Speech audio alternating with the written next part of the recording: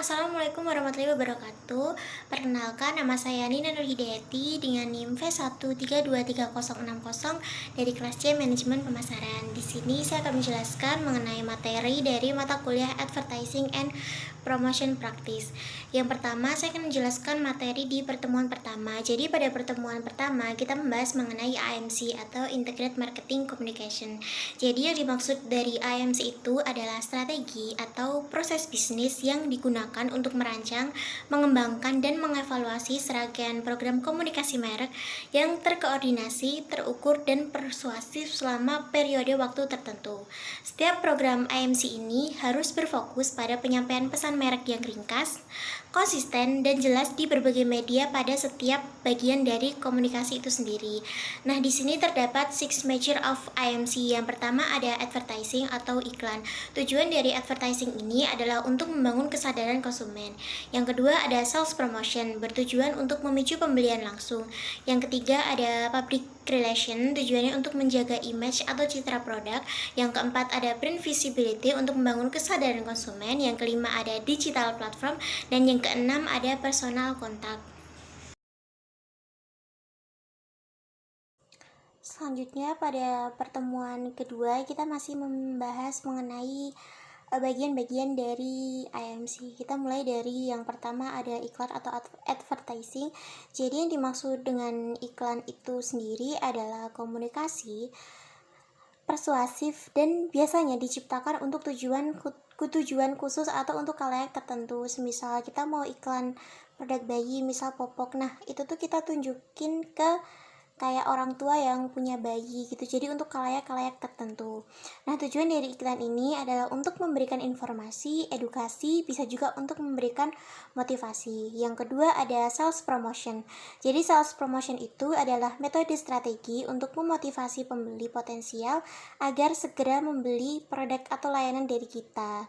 Nah, caranya itu bisa dengan menawarkan insentif finansial, misalnya memberikan potongan harga pada produk tertentu, atau bisa juga memberikan hadiah tambahan tapi dalam waktu yang terbatas. Yang selanjutnya itu ada public relation. Jadi tujuan dari public relation ini adalah untuk mengembangkan, menjaga, melindungi persepsi masyarakat bahwa brand kita itu adalah brand positif. Jadi ini adalah bagaimana tentang kita memberikan edukasi kepada masyarakat bahwa brand kita itu brand yang positif gitu. Selanjutnya ada brand visibility. Itu adalah bagaimana tentang kita berada di tengah masyarakat secara halus dan tidak menunjukkan kalau kita sedang beriklan. Nah, tujuan dari brand visibility ini bisa agar brand kita tuh jadi lifestyle-nya mereka gitu. Selanjutnya ada digital platform. Jadi yang dimaksud digital platform itu adalah media digital yang kita gunakan. Selanjutnya ada personal kontak. Personal kontak adalah bagaimana kita mengimplementasikan setiap program komunikasi. Contohnya ada virtual account. Kemudian yang selanjutnya ada messenger konsistensi. Messenger konsistensi itu adalah IMC harus selalu menyampaikan konten dan peran persuasif yang seragam dan secara konsisten. Nah, selain mempelajari bagian-bagian IMC yang tadi, kita juga mempelajari mengenai IMC Industry Structure. Yang pertama ada the advertise. Jadi the advertise adalah dia yang punya uang atau perusahaan yang sedang beriklan. Yang kedua ada the media atau mereka yang punya media untuk beriklan. Contohnya itu TV. Yang ketiga ada the agency atau organisasi yang akan bekerja sama dengan advertise tadi. Tugasnya adalah untuk merancang konsep dari semisal campaign. Jadi kalau kita mau buat campaign, nah kita harus merancang konsepnya terlebih dahulu. Yang terakhir ada the supplier, tujuannya untuk membuat iklan. Contohnya itu konsultan marketing. Terus selain itu kita juga mempelajari the customer journey, suatu rangkaian atau proses ketika kita memulainya dengan kebutuhan yang dirasakan atau keinginan yang diekspresikan, diakhiri dengan pembelian suatu produk itu. Pada pertemuan ketiga ini kita masih mempelajari mengenai the customer journey. Nah, the customer journey ini bisa disebut juga dengan 3 konsep komunikasi yang berhubungan dengan pemasaran. Yang pertama itu AIDA. AIDA itu mencakup awareness, interest, desire, dan juga action. Yang kedua ada sales funnel. Sales funnel ini hampir mirip dengan AIDA atau bisa disebut juga sebagai turunannya dari AIDA. Terus yang ketiga ada action attribution model, adalah menggabungkan setiap titik temu pelanggan dengan brand kita. Kita bahas ini satu persatu. Yang pertama ada AIDA model. AIDA model ini menggambarkan tahapan yang akan dilakukan konsumen sebelum mereka membeli suatu produk. Model AIDA ini digambarkan dalam bentuk segitiga terbalik. Asumsinya seperti iklan itu mempengaruhi proses pengambilan keputusan konsumen dengan menciptakan kesadaran merek. Gampangnya tuh kayak seperti banyak orang tuh mengetahui brand kita, tapi belum tentu mereka tertarik dan ingin membeli brand kita. Yang kedua ada sales funnel. Sales funnel ini ada 3. Yang pertama ada TOFU. TOFU itu adalah bagaimana kita membuat orang itu mengetahui brand kita. Yang kedua ada MOFU. MOFU itu bagaimana kita mengubah minat menjadi keinginan. Yang ketiga ada BOFU. BOFU itu bagaimana kita membuat orang tuh membeli produk kita. Atau bisa disebut juga tuh kayak TOFU tuh sebagai awareness stage, MOFU sebagai consideration stage, dan BOFU sebagai decision stage. Terus ada juga istilah brand evangelist atau after purchase. Selanjutnya yang ketiga ada attribution model. Keputusan konsumen merupakan puncak dari ratusan mungkin ribuan titik temu individu. Teori ini didasarkan pada interaksi konsumen yang diberi banyak kesempatan untuk mempelajari suatu merek atau suatu brand. Perlu diingat, setiap kegiatan yang ada dalam marketing sangat kompleks dan sangat berkaitan. IMC sangat penting bagi suatu perusahaan. Rencana IMC menjadi blueprint atau petunjuk untuk menciptakan dan mengkoordinasikan komunikasi antara konsumen dan juga pengiklanan. Pertemuan keempat ini kita belajar mengenai budget allocation. Budget allocation ini sangat penting dalam pemasaran, dan budget allocation ini harus didahului dengan sales forecast atau perkiraan penjualan. Yang umum digunakan ini adalah advertising to sales atau angka dasar yang dikombinasikan dengan kenaikan atau penurunan dari persentase. Yang pertama ada creative message strategy. Kontennya ini harus didasarkan pada brand positioning. Kemudian selanjutnya, tantangannya adalah menjaga konsistensi, bukan hanya untuk pengembangan konten, tetapi juga untuk menjaga pesan persuasif yang ingin disampaikan. Yang penting di sini adalah pesan yang kita buat harus dapat memuaskan kebutuhan atau keinginan dari konsumen itu sendiri. Selanjutnya ada media delivery strategi. Media delivery strategi ini adalah media apa yang akan kita gunakan, atau legacy media, digital media. Ada 2 pilihan untuk beriklan. Yang pertama ada media lama, dan yang kedua ada media digital. Media lama bisa meliputi televisi, radio, majalah, surat kabar, dan media luar ruang. Untuk media digital utamanya adalah media sosial, pemasaran email, situs web, merek, dan aplikasi seluler. Tantangan dalam media ini adalah menjangkau konsumen yang ditargetkan dan anggaran yang disediakan dengan menggunakan salah satu atau kombinasi kedua pilihan media tersebut. Pada pertemuan kelima ini kita membahas yang namanya metode perhitungan anggaran. Metode-metode ini meliputi pola historis, peningkatan tahunan, rasio industri, persentase penjualan, harga per unit, pangsa pasar, model media, tujuan IMC model media, nilai tambah kompetitif, titik impas, dan masuknya merek baru. Yang pertama ada pola histeris.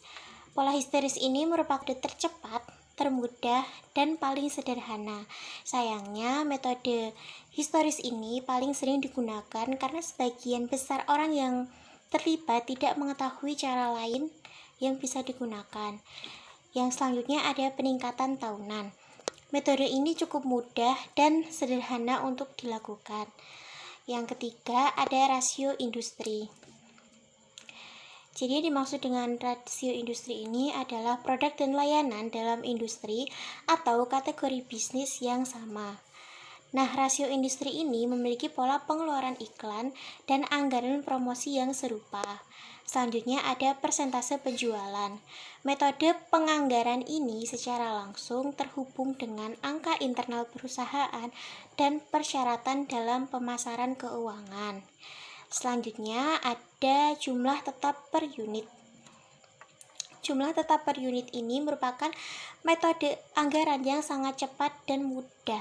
Cukup kalikan saja perkiraan jumlah unit yang diharapkan akan terjual dalam jumlah per unit.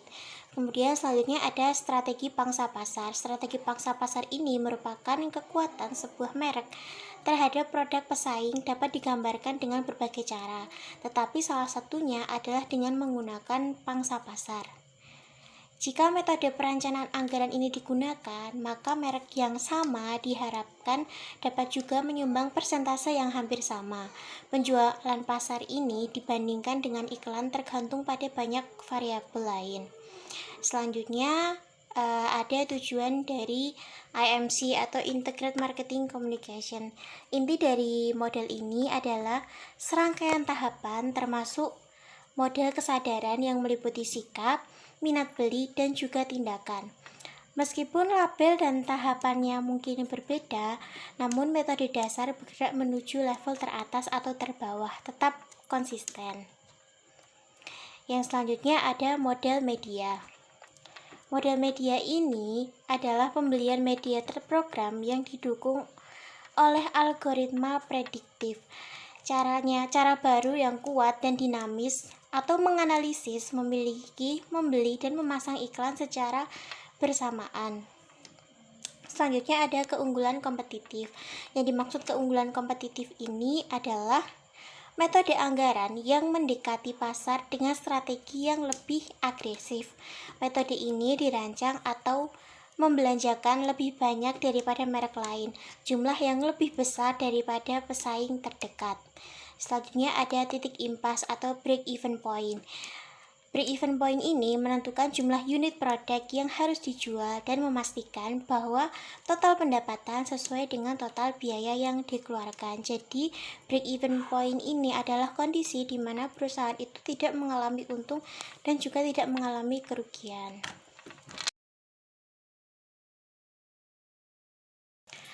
Pada pertemuan ketiga ini, kita membahas mengenai menulis tujuan IMC.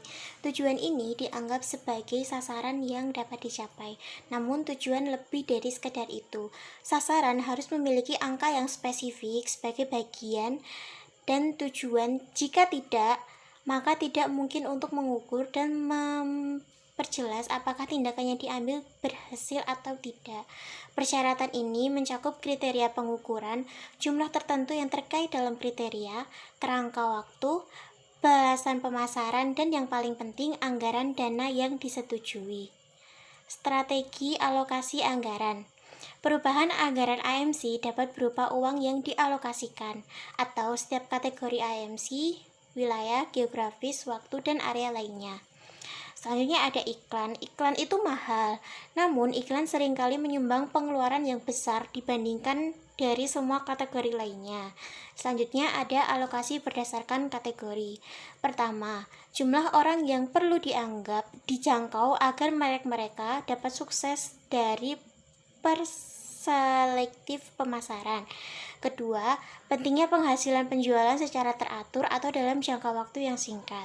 Yang ketiga, keinginan untuk mempertahankan atau meningkatkan hubungan dengan pelanggan yang sudah ada. Pendekatan pertama menekankan pada strategi penjualan periklanan tradisional. Yang kedua, menunjuk pada jumlah program promosi penjualan yang lebih banyak. Dan yang ketiga adalah perpaduan antara hubungan masyarakat dan media digital, terutama interaksi media sosial.